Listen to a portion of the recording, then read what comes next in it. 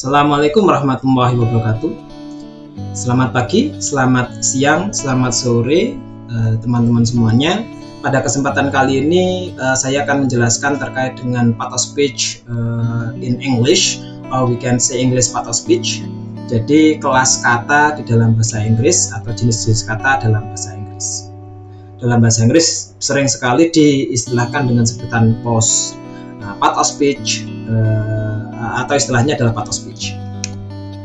Nah, apa itu part of speech? Kalau kita analisa dan kita cermati bahwa part of speech itu di istilah atau istilah yang lainnya disebut dengan sebutan word classes atau kelas kata. Nah, part of speech are the fundamental categories into which words are grouped based on their function in a sentence. Jadi, part of speech itu adalah kategori yang sangat fundamental dalam sebuah frase atau mungkin bahkan dalam sebuah kalimat. Itu adalah yang disebut dengan sebutan kelas kata atau part of speech.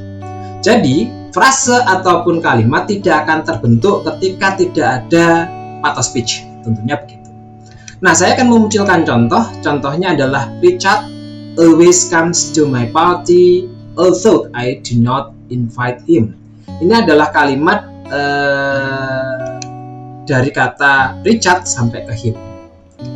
Nah, ini adalah sebuah kalimat. Ternyata di dalam kalimat ini muncul beberapa jenis kata nanti. Yang pertama adalah kata Richard, yang nantinya disebut dengan sebutan noun. Kemudian diikuti dengan kata always, yang nantinya disebut dengan istilah adverb. Kemudian muncul kata comes, yang nantinya disebut dengan istilah verb. Kemudian ada lagi kata do, yang nantinya disebut dengan istilah prepositions. Kemudian kata my, yang nantinya diistilahkan dengan adjective. Ada party, yang nantinya diistilahkan dengan sebutan noun. Ada lagi kata although, yang nantinya diistilahkan dengan sebutan conjunction. Ada lagi kata I, yang nantinya diistilahkan dengan sebutan pronoun. Ada lagi kata do, yang nantinya diistilahkan dengan sebutan verb. Ada lagi kata not, yang nantinya disebut dengan sebutan adverb. Ada lagi kata invite, yang nantinya juga disebut dengan sebutan verb.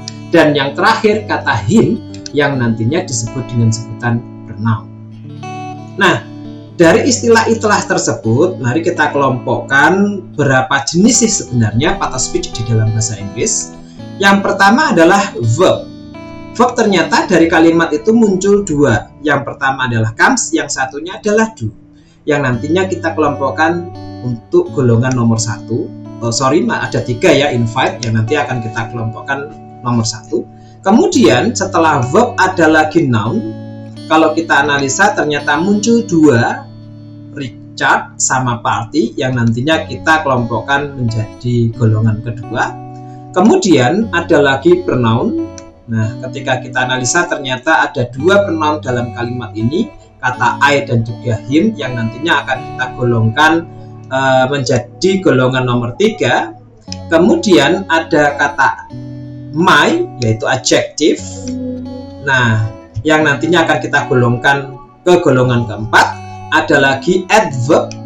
Ada dua kata adverb di sini, always sama not, yang nanti kita golongkan golongan kelima. Dan ada conjunction, yang nantinya kita golongkan golongan ke-6. Nah, yang terakhir adalah prepositions, yang nanti akan kita golongkan masuk ke golongan ke-7. Jadi, secara garis besar atau secara umum, part of speech itu ada 7 jenis, yaitu yang pertama adalah verb, yang keduanya adalah noun, yang ketiganya adalah pronoun, yang keempatnya adalah adjective, yang kelimanya adalah adverb, yang keenamnya adalah conjunction, yang ketujuh adalah prepositions. Tetapi beberapa ahli menyatakan bahwa part of speech itu memang jumlahnya ada 8, yaitu yang ke-8 disebut dengan sebutan interjection atau kata seru. Contohnya adalah wow, ouch, dan lain sebagainya. Itu adalah kata seru. Tetapi dalam sebuah kalimat, unsur interjection itu dianggap tidak penting, maka dari itu yang paling sering digunakan oleh modern grammar itu adalah yang ketujuh pattern speech ini. Selanjutnya adalah akan kita bahas berdasarkan sudut pandang pattern speech. Nah, pattern speech itu bisa dilihat dari dua unsur sudut pandang. Yang pertama adalah dari sudut pandang morfologi, yang kedua adalah dari sudut pandang sintaks. Dari sudut pandang morfologi, maksudnya adalah berarti mempelajari kata itu sendiri. Makanya secara definisi dia mengatakan morphology studies the internal structure of word. Berarti mempelajari kata secara spesifik. Berarti kata itu dipelajari secara mendetail. Nah, terdapat dua jenis dari morfologi. Yang pertama adalah inflection, yang satunya adalah derivation. Nanti akan kita diskusikan lebih mendetail ya terkait dengan inflection sama derivations. Tetapi, nah, yang akan saya munculkan terkait dengan contoh berikut ini. Kata teaches itu ternyata ketika kita analisa dan kita pelajari itu ternyata diambil dari dua hal. Yang pertama adalah kata dasar berupa teach dan juga imbuhan es. Nah, ini adalah kata yang berupa verb terus kemudian dianalisa berdasarkan sudut pandang morfologi. Kemudian kata yang kedua yaitu teacher itu adalah kata benda, di mana kata benda teacher itu diambil dari kata dasar berupa teach dan juga imbuhan er. Itu kalau melihat dari sudut pandang pattern speech dari sudut morfologi. Terus bagaimana dengan sintaks? Kalau sintaks establishes the set of rules that specify which combination of words constitute grammatical strength and which do not. Jadi kalau kita melihat dari sudut pandang sintaks itu berdasarkan frase ataupun berdasarkan sentence itu berterima secara struktur gramatikalnya atau tidak. Itu adalah dari sudut pandang sintaks. Nah, secara sintaks itu bisa dilihat dari pola kalimat ataupun pola frasenya. Bisa kita lihat contoh di bawah ini. Kalimat yang pertama adalah Richard come to my party. Secara morfologi semuanya benar, tetapi kalau secara sintaks itu ternyata disalahkan karena Richard come to my party itu tidak berterima secara grammar. Nah, berterimanya mana? Nanti akan saya munculkan di contoh yang ketiga yang berupa Richard comes to my party. Gitu. Ternyata berterimanya bagaimana? Comes. Kenapa dia pakai s comes-nya? Karena subjeknya berupa subjek tunggal yaitu Richard. Nah, to my party. Kenapa my-nya yang kita pakai bukan party I? Padahal kalau kita rubah ke dalam bahasa Indonesia ya, pesta saya harusnya kan party I. Tapi kenapa kok harus my party? Nah, ini dia yang berterima secara sintaks tadi, yaitu karena masuk ke dalam pola kepemilikan atau possessive adjective, maka dari itu kata I berubah menjadi my. Begitu cerita terkait dengan sintaks. Terus kemudian kalau dari sudut pandang morfologi tadi ada istilah derivation, ada istilah inflection. Apa perbedaan keduanya? Perbedaan keduanya adalah kalau derivations itu adalah penambahan kata dasar. Jadi ada penambahan di kata dasar tersebut dengan tujuan to produce a new word, yaitu memproduksi kata yang baru. Nah, mayoritasnya ketika memproduksi kata yang baru ini itu merubah kelas katanya atau merubah pattern speech-nya. Tetapi kembali lagi ya, merubah kelas kata mayoritas bukan berarti semuanya pasti akan berubah, tidak. Mayoritasnya. Contoh readable. Itu kan dari kata read awalnya. Terus kemudian ditambahkan able. Nah, able ini adalah penambahannya. Dari kata read menjadi readable, readable ini pasti berubah kelas katanya. Nah, begitu. Kan awal mulanya kan read kata kerja. Kemudian ketika saya tambahkan able, readable itu pasti berubah maknanya.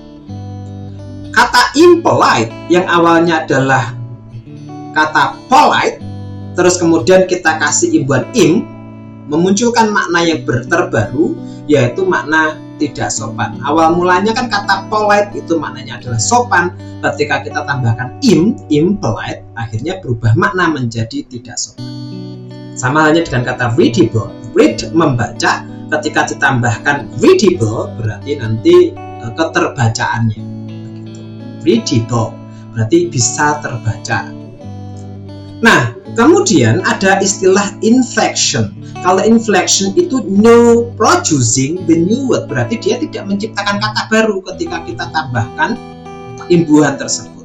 For the example one, kata students itu kan awal mulanya kata student, tambahkan s. Itu kan makna dari kata students tetap murid, meskipun tambahkan s ya tetap murid, meskipun hanya sekedar jumlah yang berbeda. Kata ask itu kan awal mulanya dari kata ask tambahkan ed. Nah, penambahan ed di sini itu tidak akan berubah makna. Tetap maknanya dari kata ask menjadi ask. Itu pasti tetap memunculkan makna yang sama. Yang membedakan hanya waktunya saja nanti, atau jenis verb 1, verb 2. Tidak merubah maknanya. That's exactly the difference. Itu perbedaan antara derivation sama inflection dari sudut pandang morfologi. Nah, ini nanti insya Allah ada penjelasan lebih detail lagi terkait dengan part of speech dari sudut morfologi, karena nanti ada root word. Nah, itu ada istilah root word. Nah, ada istilah derivation, inflection, itu yang nantinya diambil dari kata affixes nanti penjelasannya lebih detail di video selanjutnya. Kemudian dari sudut pandang sintaks, kalau dari sudut pandang sintaks itu ternyata ada yang sifatnya major, ada yang sifatnya minor. Nah, tadi di awal sudah kita bahas satu persatu, gitu. Itu dari sudut pandang minor, yaitu independent yang kita pretelin satu persatu. Nah, memang jumlahnya di awal tadi saya munculkan 7, ada penambahan 8 yang berupa interjection tadi. Kalau major ini dari sudut pandang sintaksnya, nanti dari sudut pandang set, phrase sama sentence-nya. Bisa berupa central core, modifying word, sama relating word. Nah, akan kita bahas yang berdasarkan major-nya saat tadi. Jadi yang akan kita bahas adalah yang major. Nah, kalau yang minor itu nanti ada pembahasan satu persatu di video yang lain. Nah, untuk yang central core of sentence itu masuk yang ke dalamnya itu ada 3 hal, ada 3 part of speech. Jadi yang masuk ke kategori central core of sentence ada 3 part of speech. Yang pertama adalah verb, noun, sama pronoun. Kenapa dia masuk ke central core of sentence? Karena bisa kita lihat berdasarkan kalimat Mr. Robert visits me every day. Ini kalau kita cermatin, yang paling utama adalah Mr. Robert sebagai subjek sama predikatnya. Nah, ini kan sebuah kalimat. Kalau kita cermati, ini adalah a sentence atau sebuah kalimat. Kalimat dalam bahasa Inggris, unsur terpentingnya adalah subjek sama predikat. Di mana subjek predikatnya di situ ternyata tersusun dari berupa subjek yang kelas katanya adalah noun. Yang keduanya adalah visit, dibentuk dari verb, dan yang terakhir adalah me yang dibentuk dari pronoun. Kenapa dia masuk ke central core of sentence? Central itu pusat, core itu adalah inti, sentence adalah kalimat, berarti inti atau pusat kalimat itu adalah verb, noun, sama pronoun. Sederhana saja. Bayangkan ketika sebuah kalimat itu tidak ada kata visitnya atau tidak ada verbnya, maka dari itu dia tidak akan bisa membentuk sebuah kalimat. Atau tidak ada subjeknya atau noun-nya nggak ada, nah itu juga tidak bisa membentuk sebuah kalimat. Bahkan objeknya juga ketika saya hilangkan juga tidak bisa membentuk sebuah kalimat. Maka dari itu noun sama verb, nah itu adalah sentralnya dalam sebuah kalimat. Meskipun ada beberapa kalimat yang kadang-kadang nggak memunculkan subjek, seperti kalimat perintah atau imperatif. Go, pergi. Nah, itu adalah sebuah kalimat. Tetapi pada dasarnya dia masuk ada subjeknya ya, yang disebut dengan sebutan dummy subject atau implied subject, subjek tersirat. nggak perlu memunculkan subjeknya, jelas itu sudah menunjukkan bahwa kalimat perintah yang ada, tergantung intonation of speakingnya tadi. Terus selanjutnya ada frase, ada modifier. Modifier itu di dalamnya ada adverb sama adjective. Kita bahas di sini. Yang pertama adalah extremely easy sama beautiful girl. Kalau kita analisa yang pertama yaitu extremely easy, itu yang kita bahas pasti easy-nya, bukan extremely. Kan frase extremely easy itu kalau kita terjemahkan ke dalam bahasa Indonesia itu sangat mudah. Bahasa Indonesia extremely itu bisa bermakna sangat. Extremely. Nah, sangat mudah. Yang kita bahas pasti mudahnya. Sangat hanya menjelaskan ke easy-nya. Berarti yang kita bahas adalah easy. Ini adalah frase ya. Nah, easy di sini ternyata yang kita bahas berarti dia adalah adjektif. Yang bisa menjelaskan adjektif apa? Nantinya berupa adverb. Sama halnya dengan beautiful girl. Yang kita bahas adalah girl-nya. Nah, beautiful itu hanya sekedar menjadi penjelas. Kebetulan girl adalah kata benda. Beautiful itu adalah adjektifnya. Nah, kesimpulannya adalah adverb itu ternyata bisa menjelaskan beberapa hal, bisa berupa verb, adverb maupun adjektif. Jadi, adverbs can modify several types of words. Those are verb, adjective, and adverb. Itu adalah fungsi daripada adverb. Dia bisa menjelaskan 3 hal. Kemudian ada adjektif itu. Adjektif berarti kan dia sebagai penjelas tadi. Kalau adjektif itu menjelaskan noun sama pronoun. Kesimpulannya adalah adverb dan juga adjektif yang masuk ke kategori modifier, mereka itu menjelaskan central core juga, yang berupa noun, pronoun, sama verb. Nah, kalau adjektif can modify several types of word. Those are noun and pronoun. Itu adalah adjektif. Terus kemudian kelompok yang ketiga yaitu relating word. Kalau relating word itu hanya 2, prepositions and conjunctions. Contoh sederhana kalimatnya adalah you and I go to the cinema. Ada kata you and I sebagai subjek, go to the cinema sebagai predikat, di mana ini disebut sebuah kalimat. Yang saya mau perdalam adalah kata and, nantinya disebut dengan sebutan conjunction. Kenapa disebut conjunction?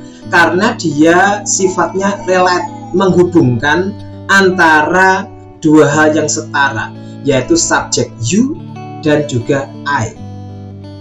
Dan yang kedua ada kata to, disebut prepositions, disebut dengan sebutan relating word, karena di sini adalah to relate word to the place. Jadi menghubungkan yang menunjukkan sebuah tempat nanti, to-nya di situ. Makanya disebut relate, menunjukkan.